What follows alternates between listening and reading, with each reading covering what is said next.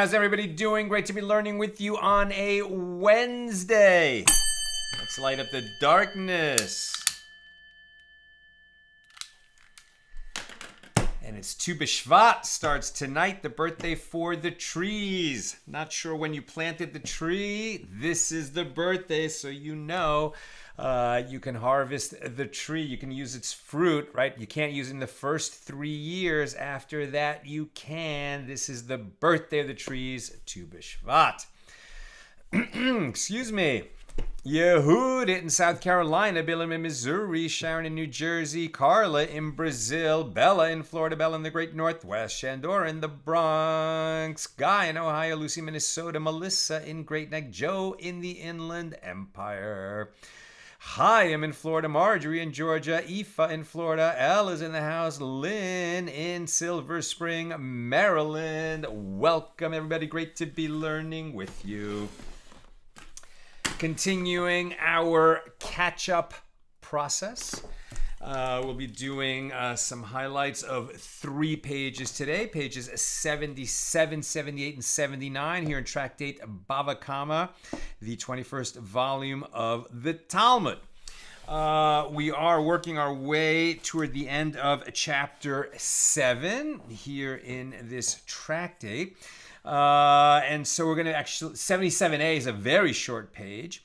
And we're actually just kind of skipping over this discussion, right? So continuing to talk about the thief who steals a sheep or an ox. And not only does he steal it, but he also then slaughters it or sells it. And that triggers the fourfold or fivefold payment.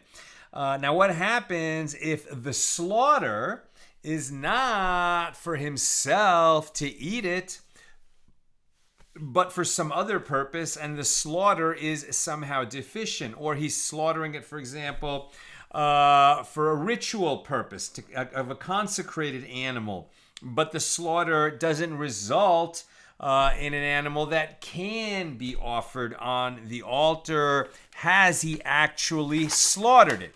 So if he hasn't actually slaughtered it, that would mean that he still pays the twofold payment of the thief, but not the fourfold or fivefold payment of a thief who both steals and slaughters. Okay, so we pick this up on page 77b.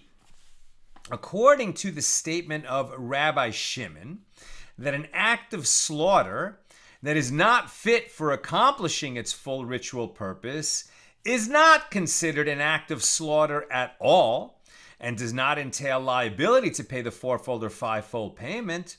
In the case of a thief who sells a stolen animal with a wound that will cause it to die within 12 months, which is known as a treifa.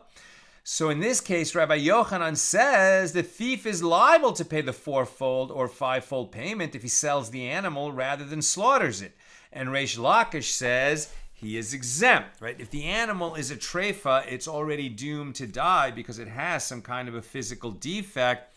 Then it's like the animal died in his possession, even though he goes ahead and sells it, right? Because, according to Reish Lakish, that's why the fourfold or fivefold payment is not triggered. But Rabbi Yochanan says it is triggered. So the Gemara elaborates. Rabbi Yochanan says that the thief is liable for the fourfold or fivefold payment, even though this payment is not applicable for the slaughter of a treifa offering, according to the opinion of Rabbi Shimon, as its meat may not be eaten. Nevertheless, right, because it's a treifa. Nevertheless, it is applicable for its sale. So if you slaughter it, no. But if you sell it, yes, it does trigger the fourfold or fivefold payment.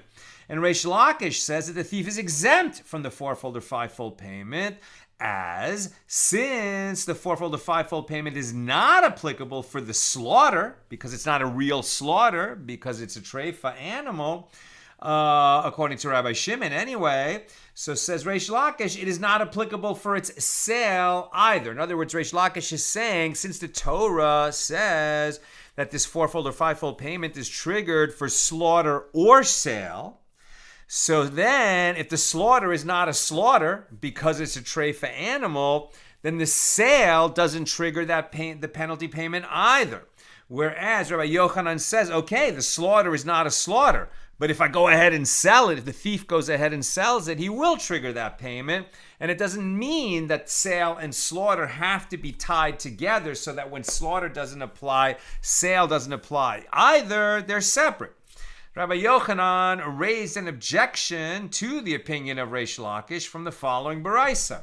If one stole an animal of diverse kinds, we've talked about kilyayim, diverse kinds, in terms of if one plants wheat among the vines in a vineyard, that's planting diverse kinds. Or if one tows his wagon or his plow, let's say, with an ox and a donkey, that's diverse kinds pulling together. So what are we talking about when we're saying an animal that itself is of diverse kinds? We're talking about a mule or a sheep-goat, right? So an animal that was a hybrid of two species. So what are we going to learn from that? So if one stole an animal of diverse kinds, like a sheep-goat hybrid, and he slaughtered it, or if he stole a treifa and he sold it, he pays the fourfold or fivefold payment. And what, is it not correct to say that this baraisa, which mentions the case of selling a stolen treifa but not slaughtering it, is in accordance with the opinion of Rabbi Shimon? So apparently, according to Rabbi Shimon, even though the fourfold or fivefold payment is not applicable for the slaughter of a treifa, it is nevertheless applicable for its sale. And Reish Lakish said to Rabbi Yochanan in response, no, this baraisa is not taught in accordance with the opinion of Rabbi Shimon.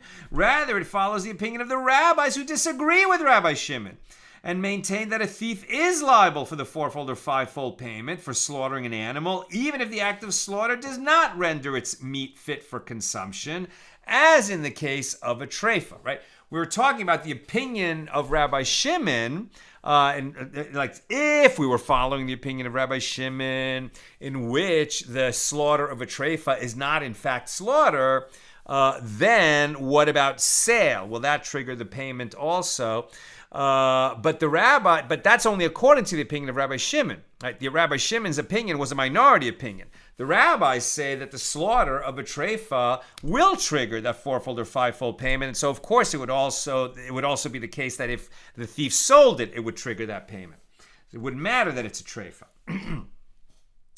Now, Reish Lakish said to Rabbi Yochanan in response, no, this baraisa is not taught in accordance with the opinion of Rabbi Shimon. It's taught in accordance with the opinion of the rabbis. So the Gemara asks, if the baraisa reflects the opinion of the majority, the rabbis who disagree with Rabbi Shimon and who say that slaughter of a treifa would trigger that payment because slaughter of a treifa is a slaughter, even though you couldn't eat it, nevertheless, it is a slaughter.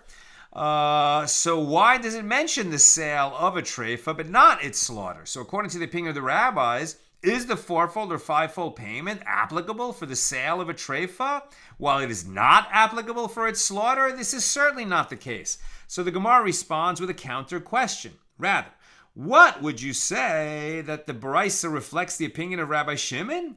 The same difficulty could be raised in the case of diverse kinds, right? This sheep-goat hybrid. As the baraisa mentions the animal's slaughter, but not its sale.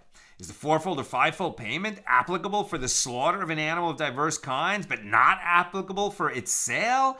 There is certainly no difference between slaughtering and selling in this case. So rather, one cannot make such inferences from the baraisa, as it teaches liability with regard to the slaughter of diverse kinds, and the same is true with regard to its sale. If so, one can say the same for the opinion of the rabbis as well. The baraisa teaches liability with regard to the sale of a treifa, and the same is true with regard to its slaughter. Once the baraisa is interpreted in accordance with the opinion of the rabbis and not according to the opinion of Rabbi Shimon, it has no bearing on the dispute between Rabbi Yochanan and Reish Lakish.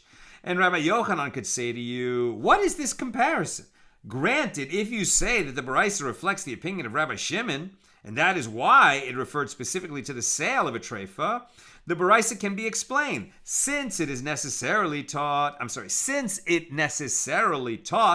the case of a treifa in only one manner, that of selling. Because you can't slaughter it for the purpose of consumption. It maintained the same style of presentation and taught the case of diverse kinds in only one manner, that of slaughtering, but that's not to the exclusion of sale. But if you say that the Baraisa is in accordance with the opinion of the rabbis, there is no reason for it to present just one scenario in either case. Rather, let the Baraisa combine them and teach them in a single sentence. If one stole an animal of diverse kinds, or a treifa, and then slaughtered or sold either one of them, he pays the fourfold or fivefold payment. And the Gemara concludes, and this is difficult according to the opinion of Reish Lakish. So as is usually the case, we follow Rabbi Yochanan in his disputes with his student and later colleague, Reish Lakish. New subject. The Baraisa teaches that a thief, the Baraisa above, teaches that a thief is liable to pay the fourfold or fivefold payment in the case of an animal of diverse kinds. For example, the sheep-goat hybrid. And the Gemara asks, it is written in the Torah, if a man steals an ox or a sheep, a seh, in Exodus 21:37. And Rava says concerning the verse, these are the animals that you may eat, the ox, the seh of a sheep, and the seh of a goat. That this verse establishes a paradigm for other cases. Wherever the word seh is stated in the Torah, it serves to exclude only an animal of diverse kinds. So the Hebrew word seh denotes either a sheep or a goat. A hybrid, which is neither a sheep nor a goat, but rather this kind of hybrid of a sheep and a goat, does not qualify as a seh. Why then is the fourfold or fivefold payment applicable to one who stole this kind of animal? Right. So we said that the fourfold payment would apply if you stole and then slaughtered, or stole and then sold a sheep or a goat. But the sheep-goat is neither a sheep nor a goat. It's a sheep-goat.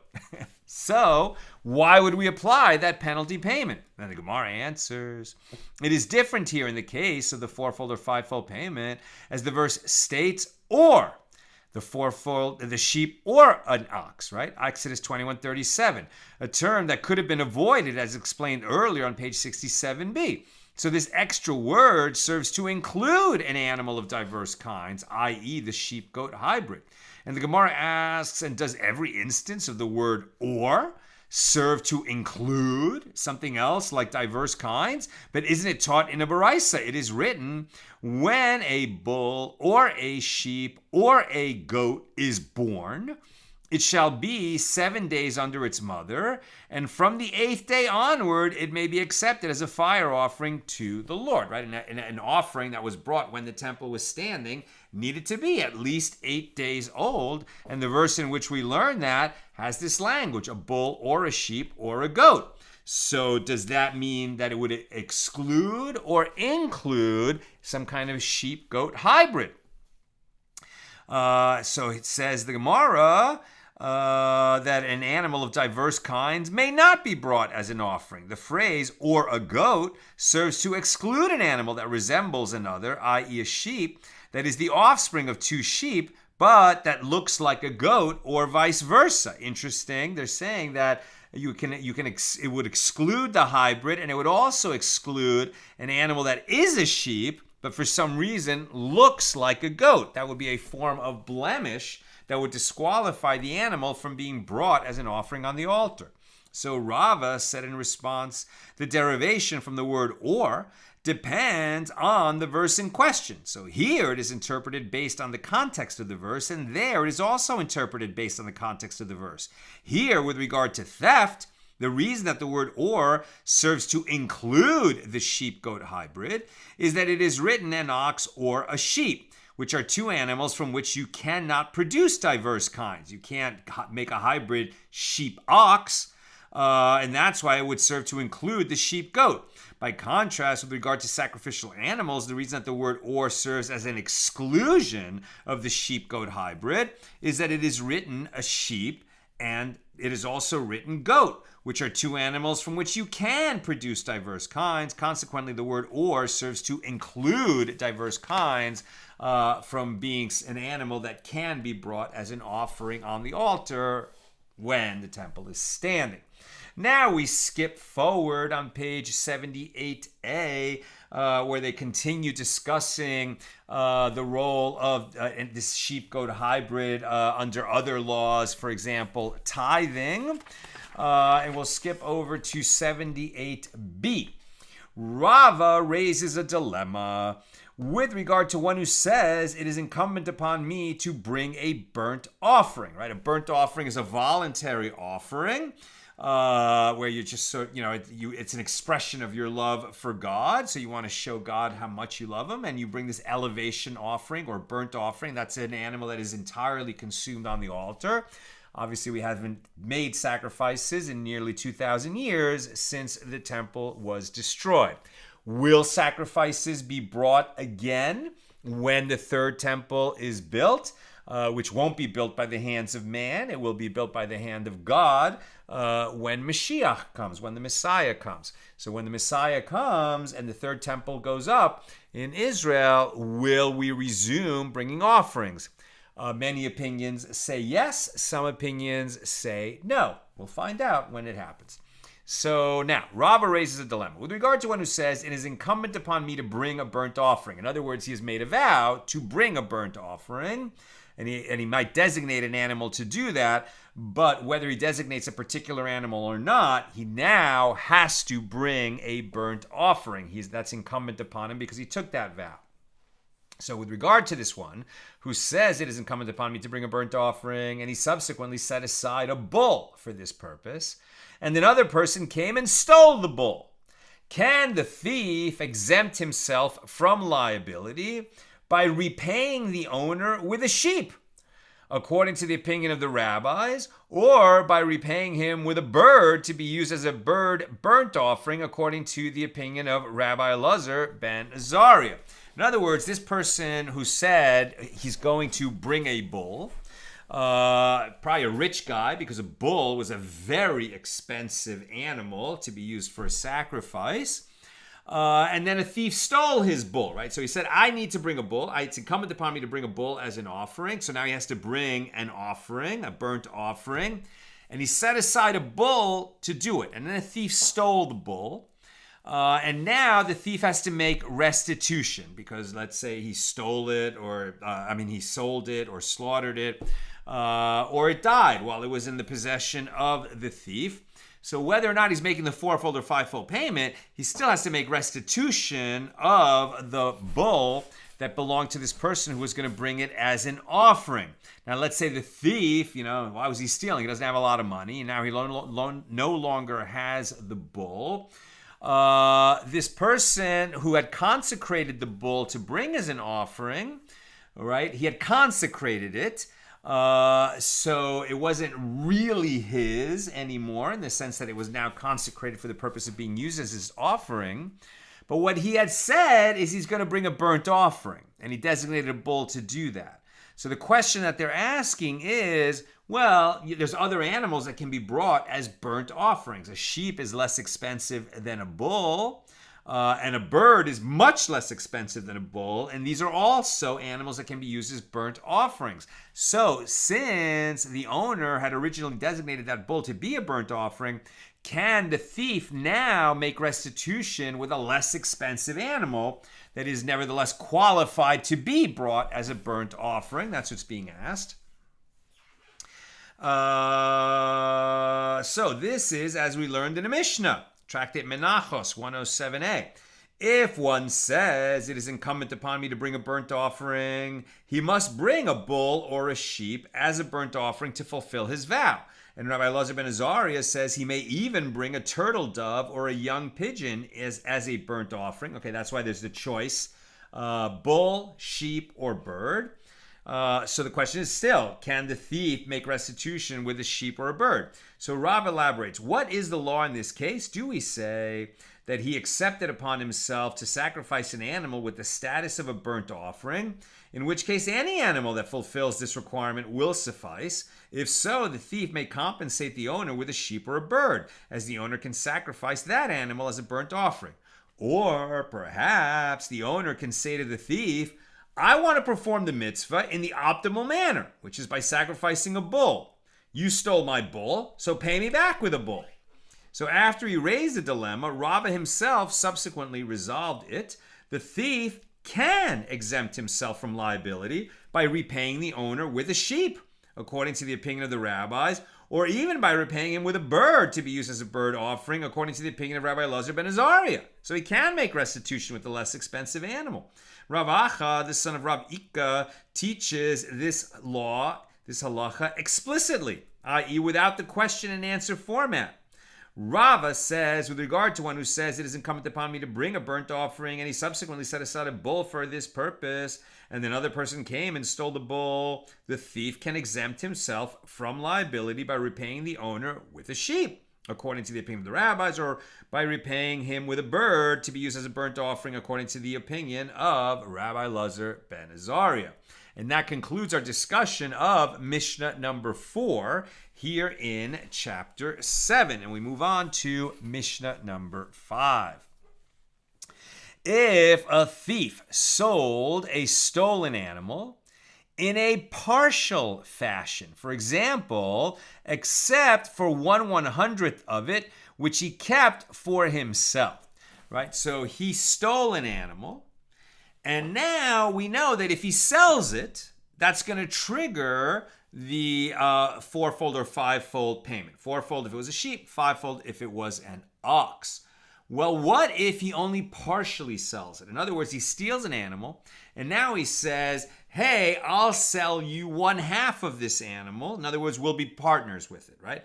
I'll use it to plow my field on Sunday, Tuesday, and Thursday, and you can use it to plow your field on Monday, Wednesday, and Friday. So we'll be partner owners in this bull. So has he really sold it? He just sold a share in the bull, but he kept some of it for himself. And the Mishnah is even going to push the case and say he sold 99/100ths of the bull and only kept 1/100th for himself, right? So he says to the partner, okay, I just need to plow with this animal 2 days a year, or 3 days a year, and you can use it every other day of the year. So he reserved very little of the animal for himself, but he reserved some. So has he actually sold it or not? If not, then it doesn't trigger the fourfold or fivefold payment, the penalty payment to the original owner. Says the Mishnah, if a thief sold a stolen animal except for 1/100th of it, which he kept for himself, or if he had a partnership in owning the animal before stealing it. In other words, he stole it from, he was already a half owner in the animal, and he stole it from his partner. I guess he told his partner, yeah, somebody stole our animal. What could I, it's a bummer. But he's the one who stole it. Or in the case of a thief who slaughtered the stolen animal and it became non-kosher meat in his hand because he slaughtered it improperly. It wasn't a real slaughter. Or in the case of a thief who ripped open the animal rather than slaughtering it legally. In other words, he made it into a nevela, he made it into a carcass because he didn't slaughter properly. Or in the case of a thief who tore loose the gullet or the windpipe of the animal as he slaughtered it. Again, he made a mistake during the slaughter, which makes it invalid, and therefore the animal's not kosher for eating.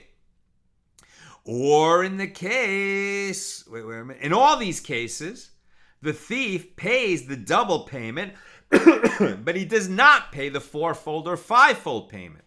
The fourfold or fivefold payment applies only if the animal is entirely sold or if it is slaughtered in accordance with the halachic legal definition of animal slaughter. So if he didn't sell it entirely, or he didn't slaughter it properly so that it created meat that was kosher for eating, in either case, he does not trigger the fourfold or fivefold payment. He will still have to make restitution of the animal that he stole when he's caught, and he will still have to make the double payment that a thief has to make, but he doesn't trigger the fourfold or fivefold payment because he did not complete the sale and he did not slaughter it properly. That's Mishnah number 5. Here comes the Gemara. What does the Mishnah mean when it states that the thief sold the animal except for 1/100th of it? Which part of the animal must the thief keep for himself for him to be exempt from the fourfold or fivefold payment? Rav says the Mishnah means that he sold it except for some part of the animal that becomes permitted through its slaughter. And this does not apply to horns or sheep. In other words, he said, oh, I'm slaughtering it, but I'm going to, or I'm selling it, but after it's slaughtered, you're going to give me back the thigh, or you're going to give me back, a flank steak. You're going to keep all of it for yourself, but I reserve one steak for myself. If he did that, then he didn't really sell it, and so it wouldn't trigger the fourfold or fivefold payment. And Levi says the Mishna statement applies even if this thief sold the entire animal except for its fleece. And it is likewise taught in a baraisa, the thief is exempt even if he sells the whole animal except for its fleece. Now the fleece doesn't become permitted through slaughter. The fleece, you can shave off the wool of a sheep even while it is alive and make use of it. So what's interesting is if the thief says, okay, I'm selling the animal, but I'm keeping its fleece, then what he kept for himself, even though it's not a part of the animal that only becomes available through slaughter, it would be, at least according to Levi, something that he reserved for himself that he didn't sell when he sold it. And therefore, he's still a thief. He still makes restitution and the twofold payment of the thief, but not the fourfold payment of a stolen sheep that was then sold or slaughtered. Now, the Gemara raised an objection to the opinion of Rav from a baraisa. If the thief sold the whole animal except for its foreleg, or except for its hind leg, or except for its horn, or except for its fleece, he does not pay the fourfold or fivefold payment. Rebbe says if the thief sells the animal except for some part of it whose absence invalidates its slaughter, he does not pay the fourfold or fivefold payment. And Rebbe continues, but if he leaves out from the sale of a part of the animal whose absence does not invalidate the slaughter, he does pay the fourfold or fivefold payment. So if an animal is missing one of its vital organs, for example, its liver, one of its intestines, its gullet, or its windpipe, it is considered already dead. It's a treifa. And its slaughter at this stage would be invalid. So for the thief to be exempt from the fourfold or fivefold payment on the grounds of an incomplete sale, he must retain one of these organs for himself.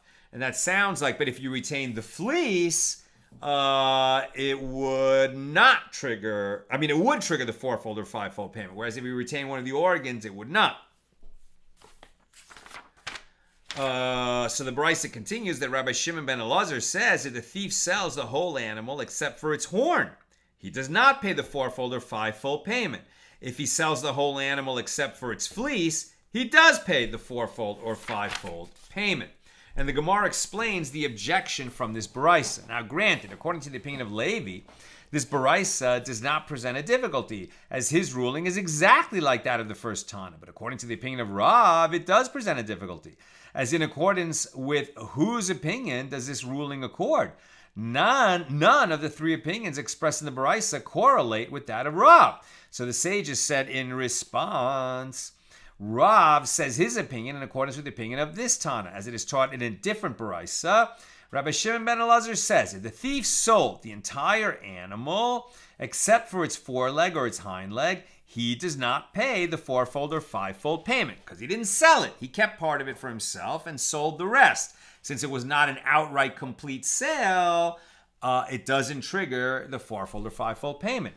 If he sold the entire animal except for its horn or except for its fleece, he does pay the fourfold or fivefold payment because what he kept is not really considered an integral part of the animal. You can remove that and it's still a valid slaughter. You can remove that. You kept something for yourself, but it's only the fleece, like I said, not an integral part of the animal. Now remember, according to one opinion, if he kept the fleece, that would be enough that it wouldn't trigger the fourfold or fivefold payment. But according to this opinion, even keeping the fleece is possible and trigger the payment, the fourfold or fivefold payment. So the Gemara analyzes the four opinions of the Tanaim presented in these Baraisas. With regard to what principle do they disagree? So the first Tana holds that when the Torah states, if a man steals an ox or a sheep, and he slaughters it or sells it, he shall pay 5 oxen for an ox and 4 sheep for a sheep. And the term "and slaughters it" indicates that we require him to slaughter all of it. for him to incur liability to pay the fourfold or fivefold payment. Likewise, the term or sells it teaches that we require him to sell all of it, not leaving any portion for himself, even the fleece. And Rebbe holds that the term and slaughters it is referring to parts of the animal that are affected by its slaughter, which serves to exclude parts of the animal that are not affected by its slaughter. In other words, you don't have to slaughter an animal in order to benefit from its fleece or its horn. You can cut those things off the living animal and make use of them. But you cannot cut the limb from a living animal. So in order to make use of any of its limbs, you need to slaughter the animal first. So Rebbe is making a distinction between the parts that only become usable for benefit through slaughter, as opposed to the parts that are usable even without slaughter. And Rabbi Shimon ben Elazar holds, according to the first version of his opinion, that the animal's horn, which is not meant to be cut off in the animal's lifetime, is considered a significant withholding if the thief keeps that part for himself, and so therefore he does not pay the fourfold or fivefold payment. By contrast, fleece, which is meant to be cut off during the animal's lifetime, is not considered a significant withholding if the thief keeps it for himself, and therefore he must pay the fourfold or fivefold payment. And the other Tana, the school of Rabbi Shimon ben Elazar, holds that the animal's forelegs and hind legs, which require slaughter for them to be put to their usual use, i.e. for eating, are considered a significant withholding if the thief keeps one of them for himself, and consequently he does not pay the fourfold or fivefold payment. By contrast, its horns and its fleece, which do not require slaughter in order to be used, are not considered a significant withholding if the thief keeps them for himself. Right? A horn is not normally cut off an animal during its lifetime, but it could be. It doesn't require slaughter of the animal in order to cut and make use of the horn. So the Gemara asks, this presents a difficulty as there is a contradiction between one statement of Rabbi Shimon ben Elazar and another opinion presented in the name of Rabbi Shimon ben Elazar. And the Gemara answers, the two rulings represent the reports of two Tanaim, and they disagree with regard to the opinion of Rabbi Shimon ben Elazar. In other words, they were disagreeing about what is it that Rabbi Shimon ben Elazar said. And the sages taught in a baraisa, one who steals an animal that is missing a limb, or that is lame, or that is blind, and he subsequently sold it, and similarly one who steals an animal belonging to several partners, and he subsequently sold it, he is liable to pay the fourfold or fivefold payment. But several partners who stole an animal together and sell it are exempt from the fourfold or fivefold payment. And the Gemara asks, but isn't it taught in a different baraisa to the contrary? That several partners who stole an animal together and then they sell it as a group, they are liable to pay the fourfold or fivefold payment. What difference does it make to the owner whether one person stole his animal and sold it, or whether several people stole his animal and then sold it? He's expecting to receive the fourfold or fivefold payment. So the Gemara resolves the contradiction. Rav Nachman said that this is not difficult. Here, where the Baraisa states that he is exempt, it is referring to one partner who stole an animal from another partner. Right? They were partners in owning the animal, and one of them told his partner, hey, you know what, someone stole our animal, when he in fact took it himself. So there, where the Baraisa states that he is liable, it is dealing with a partner who, together with other thieves, stole an animal from someone else outside their group. So Rava raised an objection to Rav Nachman from a different Baraisa. One might have thought that a partner who stole an animal from another partner and slaughtered it, and likewise partners who jointly stole an animal and one of them slaughtered it, should be liable to pay the fourfold or fivefold payment. You might have thought that. To counter this, the verse states, quote, and slaughters it, end quote, which indicates that we require liability for slaughtering all of it. And in these cases, it is not so. One who steals an animal that he partly owns is not liable for slaughtering his own portion, right? That's something he was permitted to do. Likewise, when several partners steal an animal together, the one who slaughters it is not liable for slaughtering the portions of his fellow thieves. So rather, Rav Nachman set a different resolution of the contradiction. This is not difficult. Both Baraisas are speaking of partners who together stole an animal from someone else. And here, where the Baraisa states that the thief is liable, it is referring to a partner who slaughtered the animal with the knowledge and consent of another partner. In such a case, the one slaughtering is acting as the agent of the partner as well and is fully liable for the slaughter. So even though two partners stole the animal together and only one of them slaughtered it, the one who slaughtered it is acting as an agent for himself and his partner, and that's why both partners now become liable for the fourfold or fivefold payment, because they stole together and slaughtered together, even though only one of them actually held the knife. And there, where the Brisa states that the thief is exempt, it is speaking of a partner who slaughtered the animal without the knowledge of another partner in the theft. Consequently, the one slaughtering is acting solely on his own, and he is not liable for the slaughter of the partner's share, which is why he is exempt from the payment. Right there, in that case, it wasn't something that was being done jointly. They stole jointly, but only one of them slaughtered. And so because it was a kind of half slaughter in the sense that only one of them participated in the slaughter, the other one didn't even know about it, it's not a complete act of stealing and slaughtering. And therefore, as a pair, they have to make restitution. They have to pay the twofold penalty, but not the fourfold or fivefold payment. And the Gemara elaborates on the last dilemma, according to the one who says that a fetus is considered as its... Rabbi Yirmiyah raises several dilemmas. If the thief sold the animal, except for 30 days, he sold it, but he says, I'm keeping it for 30 days of work, and then you can have it. i.e. the thief reserved the right to use the animal himself for 30 days before the sale takes effect, then what is the law? Or if he sold the animal except for its work, i.e. he stipulated with the buyer that any work the animal performs would be for the thief's own benefit and profit, then what is the law? If he stole a pregnant animal and he sold it except for its fetus, then what is the law? In other words, these are all test cases that create a question mark around whether there was a complete sale. Right, because he reserved something for himself, either the fetus that was inside the mother or 30 days worth of work, etc. So the Gemara elaborates on the dilemma, according to the one who says that a fetus is considered part of its mother's body, and the Gemara says as its mother's thigh, i.e. part of the mother. So you should not raise the dilemma, as it is clear that the thief, by retaining the fetus, has withheld part of the animal. So when you should raise the dilemma, it is according to the opinion of the one who says that a fetus is not considered as its mother's thigh, i.e. it has the status of an independent being. So what is the law in this case? Do we say that since it is in fact attached to the mother, if the thief keeps the fetus for himself, it is considered a significant withholding? Or perhaps since it stands to become detached from the mother, it is not considered a significant withholding, like keeping the fleece. And there are those who state a different analysis of this dilemma. Since a fetus is not considered as its mother's thigh, it is not considered a significant withholding. Or perhaps since it needs its mother to be rendered permitted for consumption through the mother's slaughter, you don't have to slaughter the fetus. If it was inside the mother when you slaughtered the mother, the fetus becomes available for consumption, permitted for consumption.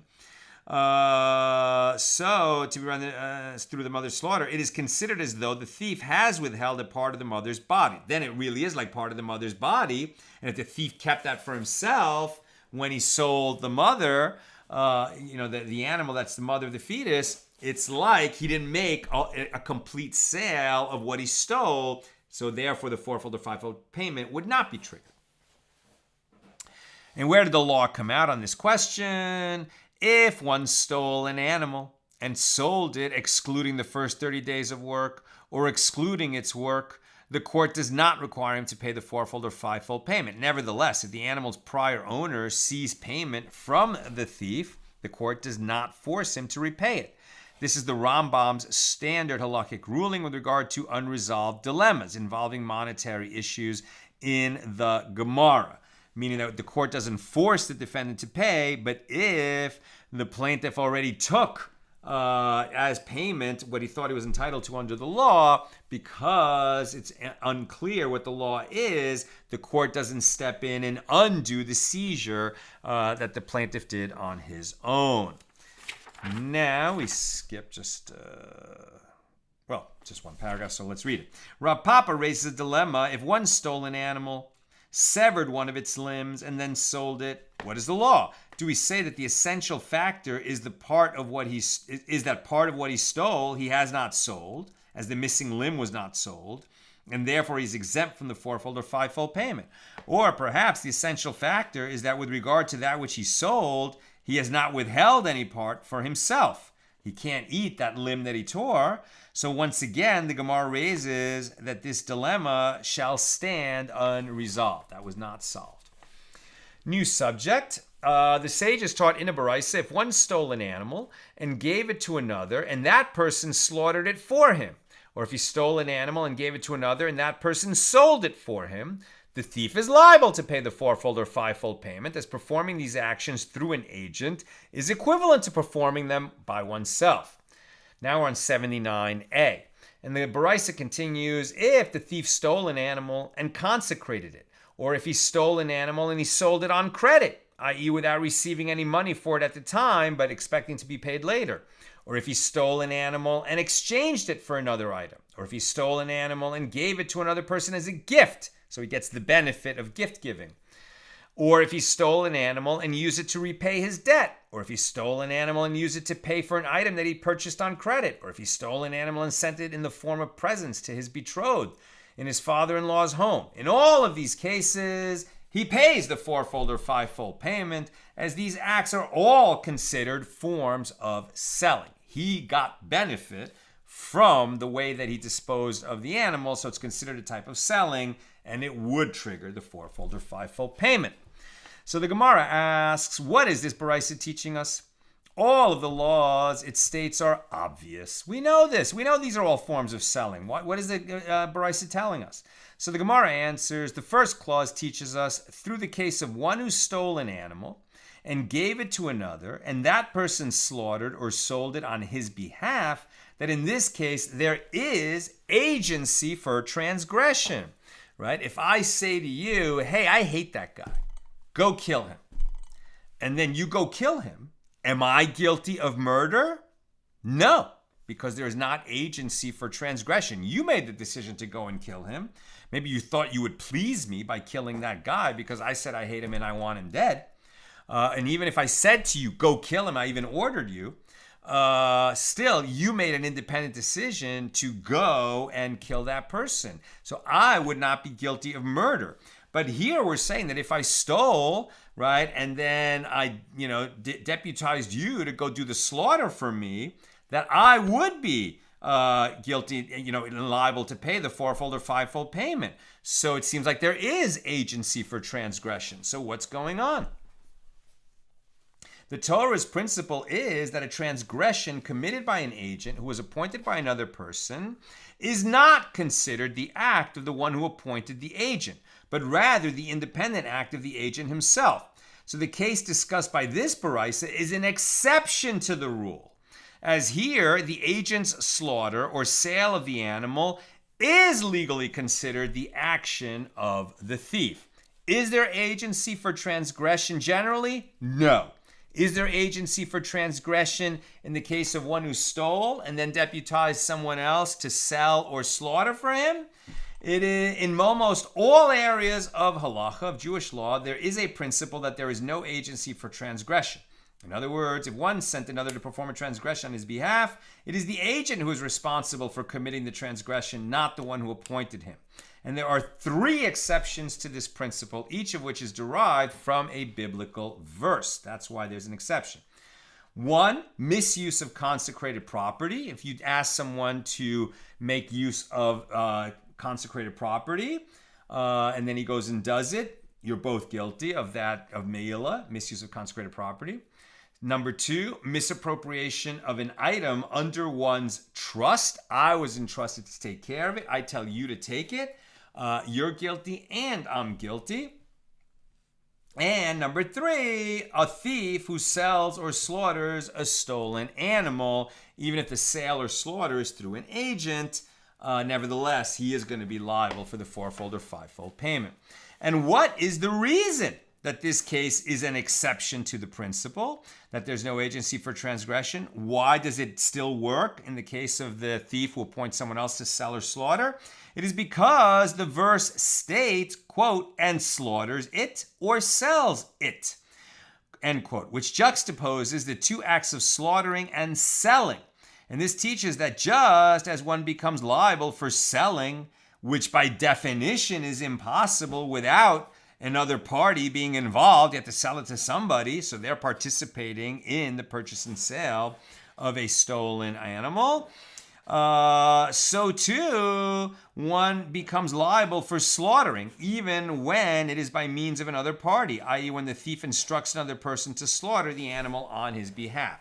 Because selling involves at least two people, we're going to say that the one who, we're going to extend that principle and say that even when the thief appoints, someone to go and sell the animal for him to a third party, the thief is nevertheless going to have the fourfold or fivefold payment. And now that we said that for the sale, since sale and slaughter kind of function as a unit, so also if the thief appoints someone to slaughter it for him, so that he can then go and eat it, that is going to trigger the fourfold or fivefold payment. And that concludes our discussion of Mishnah number 5 here in chapter 7. Now, Mishnah number 6. If one stole an animal in its owner's domain, i.e. he took hold of it or established control over it, but had not yet removed it from the owner's premises, and then he slaughtered it or sold it outside of the owner's domain. Or if he stole an animal outside the owner's domain and he slaughtered it or sold it inside the owner's domain. Or if he stole an animal and slaughtered it or sold it, and all of this occurred outside the owner's domain, in all of these cases, he pays the fourfold or fivefold payment. But here's what the Mishnah is getting to. If he stole the animal within the owner's domain, he picked it up, that we're going to need to say, how can we say he stole it if he never took it off the owner's property? Answer, he acquired it in some way through this act of acquisition, like picking it up. In other words, if he picked up the lamb with the intent to make it his own, and then without even leaving the property of the owner where the lamb was found, he also slaughters it. So then, because he never left the owner's property, this is actually not going to be considered a complete act of theft and slaughter, and so it won't trigger the fourfold or fivefold payment. If the thief was in the process of leading the animal and leaving the owner's premises, and it died while it was still on the owner's domain, the thief is exempt from payment. If he lifted it up or let it out of the owner's domain and then the animal died, he is liable for theft. There won't be a fourfold or fivefold payment because the animal died before he sold or slaughtered. But the fact is he let it outside the owner's property and then it died on him. So he did complete the act of stealing by removing it from the owner's domain. Whereas if he was leading it, but he never left the owner's domain and it died on him, then he never actually completed the theft. He was intending to, but he didn't do it. And that's why we don't trigger the twofold penalty payment of the thief in that case. If the thief gave the animal as payment for the redemption of his firstborn son, or as payment to a creditor, or conveyed it for safeguarding to an unpaid bailee, right? Somebody who's going to take care of it for him as a favor. Or he lent it to a borrower, or he conveyed it for safeguarding to a paid bailee. Or he leased the stolen animal to a renter, and he was leading out the animal and it died in the owner's domain, so the thief is exempt from payment in all these cases. If that individual, following the thief's instructions, lifted up the animal or let it out of the owner's domain and it subsequently died, then the thief is liable for the theft. The thief is liable for instructing another to remove the animal for the purposes of payment of a debt, safekeeping, borrowing, or rental, as this is tantamount to the thief taking it with his own hands. That's Mishnah number 6. Now, a Maimar raises a dilemma in the Gemara. Did the sages institute the requirement of pulling or leading an animal with regard to bailees or not? So what does this mean? When an animal or other item is purchased, the parties to the sale are not bound by the deal until the purchaser performs a kinyan, an act of acquisition. One type of kinyan is pulling the animal or leading it along. That would signal to people who are watching, the witnesses, that the purchaser has taken possession of the animal. So at that point, the deal is done, and whatever the terms of the deal are, have kicked in. What about, so now what they're asking is, when you hand over an animal to a bailee, right? And they didn't specify here an unpaid bailee or a paid bailee, but bailee is someone who undertakes to take care of your animal. So if you and I agree that you're going to take care of my animal, and I say, great, see ya, and I walk away, and as I'm walking away, a thief comes and steals the animal. Who is now responsible? Obviously, the thief has to make restitution. But the responsibility of a paid bailee is to guard the animal from theft. So if it's stolen from him, he actually has to make restitution to me because he's a paid bailee. The question they're asking is, at what point does his responsibility and his liability for replacing a stolen animal kick in? Is it as soon as we've agreed that he's going to do it, or is it only when he actually receives the animal and starts the process of being the bailee? That's the question that they're asking. They're going to argue both sides of it. It's getting late, so we're going to skip forward to page 79b, and where the law came out is that, yes, the bailee's responsibility begins when he makes the formal act of acquiring the animal, when he pulls it, right, and leads it along. Okay, we go to 79b. We'll just sum up a discussion that they had, that in a case where a herd is grazing in a forest, if someone strikes one of the animals to move it over to a hidden place between trees, he is liable to pay the double payment of a thief. If he subsequently slaughtered it or sold it, he is liable to pay the fourfold or fivefold payment, right? So in other words, what they're again clarifying is when, just as we asked, when did a bailee actually acquire possession of the animal? Here we're saying, well, when did a thief actually acquire possession? That means obviously if he carries the animal away. But what if, my animal was grazing in the woods and the thief came along and he just kind of led the animal to a little bit further away in the woods. It wasn't on my property. I was grazing the animal in the woods. Is it clear that the thief has actually stolen the animal? And if so, he would be liable for the twofold payment. And so a second halacha about this question, a thief is defined as one who takes another person's possessions stealthily, without his knowledge. So even in a case where the owner is aware that his money is being stolen, if the perpetrator does not act in public but waits in hiding, he is called a thief. And this is as distinct from a robber. A robber is someone who is brazen, right? And either through intimidation or through, he's armed, and he says, give me your money or give me your animal, right? So the victim knows who the robber is. The thief is much more sneaky and tries to avoid having his identity be revealed. And as we mentioned yesterday, the fourfold or fivefold payment, or even just the twofold payment of a thief, only applies to a thief. It doesn't apply to a robber. There'll be other penalties for a robber, but not the twofold penalty payment of a thief. Why would a thief be punished more severely than a robber? Right, where a robber is more of a violent criminal. He seems like a worse criminal. But the sages, the reason the penalty is worse for the thief is because, whereas the robber says, I'm committing my crime in front of people, and I know that God watches everything, so, he's equally brazen before God and people. The thief, who is, saying he doesn't want people to know that he stole, but he doesn't care if God knows, because God knows everything, so he fears humans more than he fears God. Right? And that's a form of idolatry, and that's why he has a more severe punishment than the robber. And then a short discussion ended with like this. The Gemara concludes the discussion of theft with several statements. Right now we're going to get actually some very interesting statements, agadic statements, that will continue tomorrow. So I'm almost done for today. So if you got questions or comments, please get them in. But having discussed the difference between a thief and a robber, we learned some interesting teachings about theft. So the students of Rabban Yochanan ben Zakkai asked him, for what reason was the Torah stricter with a thief than with a robber?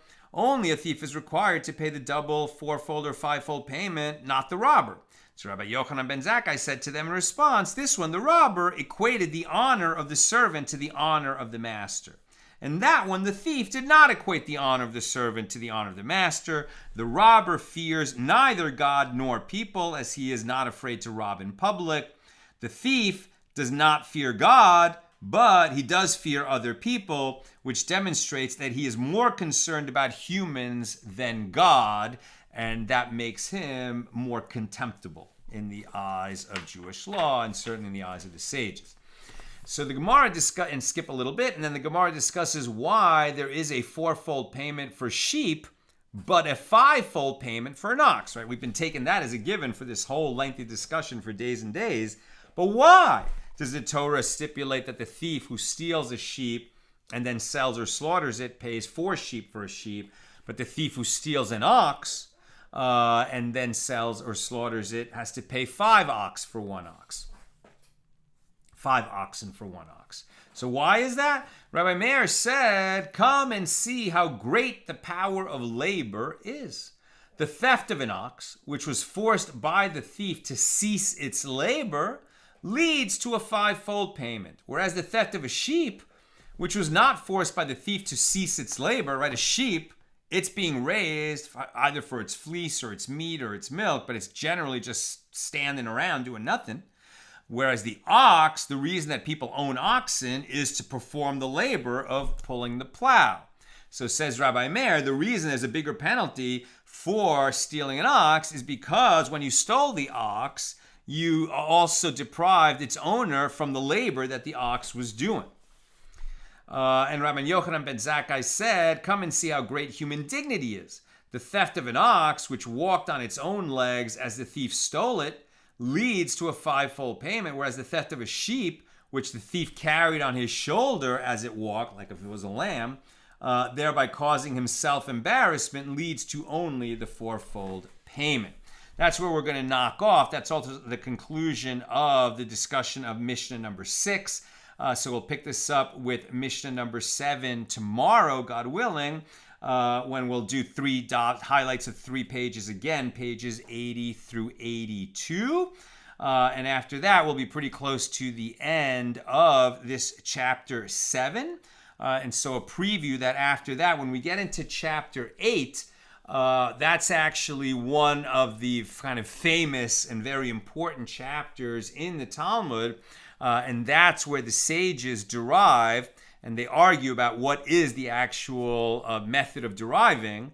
So a lot of sages will offer different ways of deriving, that when the Bible says, when the Torah says an eye for an eye, a tooth for a tooth, a foot for a foot, etc., it doesn't mean that one who puts out the eye of another person, the court steps in and puts out his eye. Rather, that if you hurt someone and he loses his eye, you have to pay him damages. And then we'll discuss how we measure how much damages he has to pay. But an eye for an eye means you pay monetary damages. It doesn't mean that one who, injures somebody else such that he loses his eye now also has to lose his eye. And how do we derive that? That's a fascinating discussion. And we'll get to that not tomorrow, but in the subsequent days. Okay, so that's what I've got for us today. Let's take a few questions. Sharon, the thief would not have known that the animal was a treifa when he stole it. So his intention is the same at the time that he committed the crime. Since intent was such a big factor in other situations when considering outcomes, why wouldn't it be a factor in punishment? And I guess the answer is that when you slaughter an animal, you're intending to slaughter it so that you can eat it, but you won't know if it's a treifa until after the slaughter, in which case then you'll find out that, oh, well, you might have purchased that animal, you might have spent a lot of money, you might have spent money to create a good kosher slaughter, but there was always a risk that it would be a treifa. So I think likewise with the thief, he doesn't know whether it's a treifa or not when he steals it, but he knows that it's possible that it is a treifa, and that he's only going to find out after the animal is slaughtered. So I would assume that's the reason. Sharon also says, if a man makes an engagement with a woman with a stolen animal, does the engagement stand? That is an excellent question.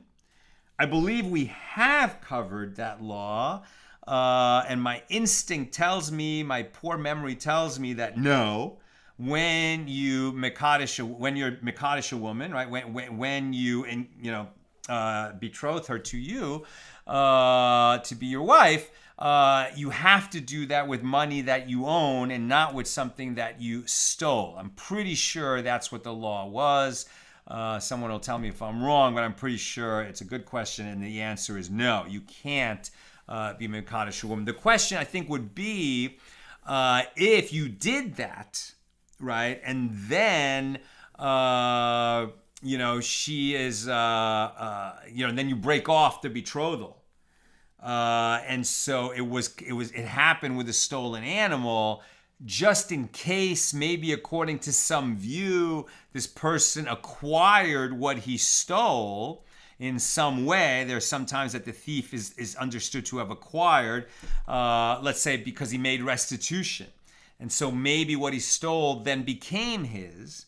So just in case that happened, if you betrothed her with a stolen animal, you might have to give her a get anyway, just to make sure there was no residue of betrothal. But in the first place, it doesn't create a valid betrothal. Bill, question about the rule regarding agency for transgression. If Alice pays Bob 50 shekels to kill Charlie, even if Alice didn't commit murder, surely she committed some kind of crime. I'm sure she did.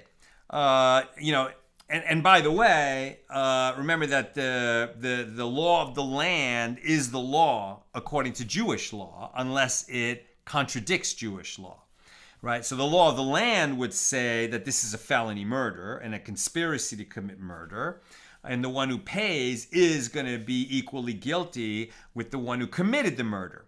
But under Jewish law, the one who committed the murder is liable to capital punishment, right? Can be executed.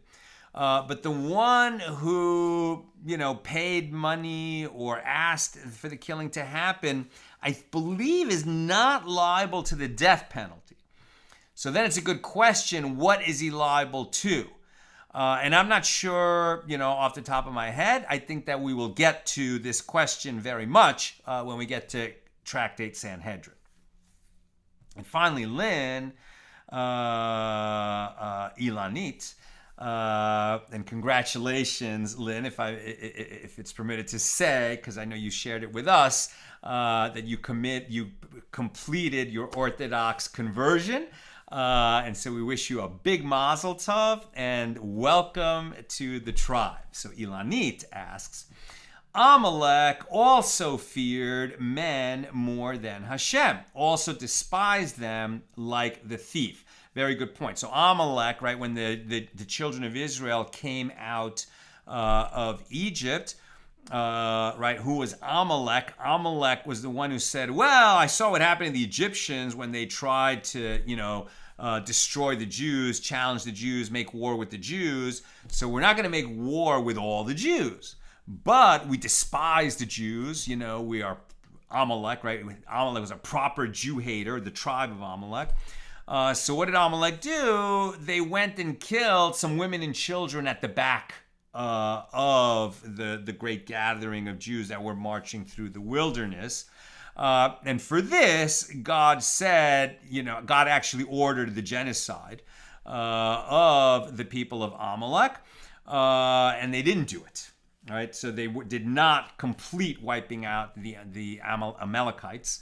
And so God said that you will never forget who Amalek was, and it is your job to wipe out the Amalekites wherever they crop up and to erase them from memory.